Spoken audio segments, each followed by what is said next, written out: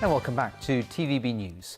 Voters in Switzerland have overwhelmingly rejected 3 citizen-backed proposals that would have radically altered the country's immigration and wealth management. James Aiken with the story. In a country renowned for its stability, these referendums captured global attention. Under Switzerland's model of direct democracy, one of the proposals asked voters to decide whether to cut annual immigration by 75% to reduce the growing strain on the country's natural resources. 3/4 of voters rejected the measure, averting a potential nightmare for policymakers struggling with a popular backlash against the country's open borders. Well, the Federal Council is glad about the result of today because it's very clear that the population says no to this initiative. It's a clear no to the right-wing tendencies of environmental protection, but it's also a clear no to the isolation of Switzerland. The environmental activists behind the proposal acknowledged what they called a Putin-like result in the overwhelming defeat. The result will undoubtedly strengthen Swiss ties with the European Union, whose treaties hinge on a commitment to free movement of labor.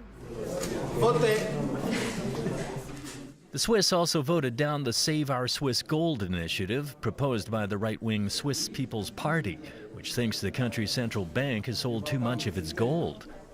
The measure would have compelled the central bank to dramatically increase its gold reserves and would have likely spiked global gold prices. Voters also defeated a third proposal that would have abolished special tax incentives for rich foreigners living in Switzerland. Despite the results, lawmakers realized the fact the proposals even made it to a vote reflects a growing unease that the country is drifting away from Swiss traditions and values. James Aiken, TVB News. Thailand's Crown Prince has revoked the royally assigned family name of his wife after the arrest of several of her relatives in a high-profile corruption probe. The case has attracted national attention in Thailand, where tough laws help keep the private lives of the royal family discreet.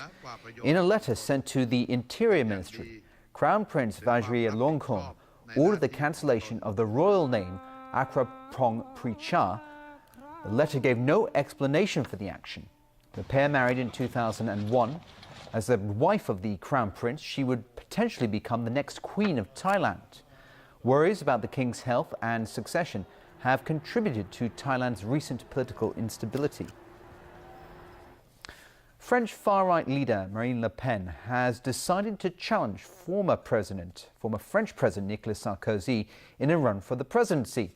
Members of the National Front re-elected Le Pen president of her party with 100% of the vote, as no candidate ran against her.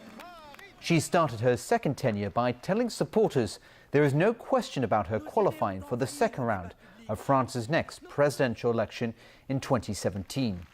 Right after Sarkozy was elected president of France's conservative UMP party, he broke the news that he plans to run for president.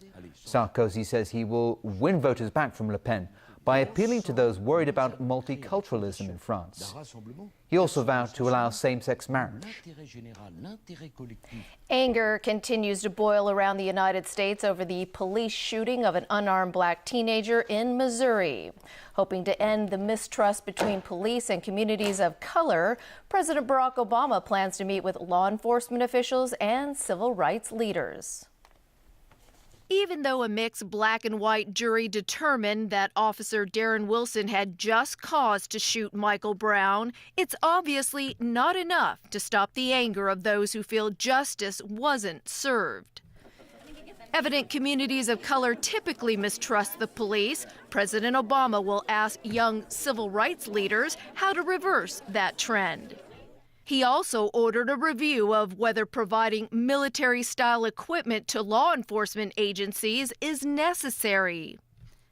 To address strengthening neighborhoods, he'll meet with law enforcement officials and community leaders. The president's overall goal is to stop those fanning the flames of anger. Case in point, right after Officer Wilson quit the police force, the Reverend Al Sharpton said it did nothing to bring about justice. And just quitting your job or taking his job was not the objective. It was not about Darren Wilson's job. It was about Michael Brown's justice. But the mayor of Ferguson vowed to stamp out any sign of race discrimination from here on out.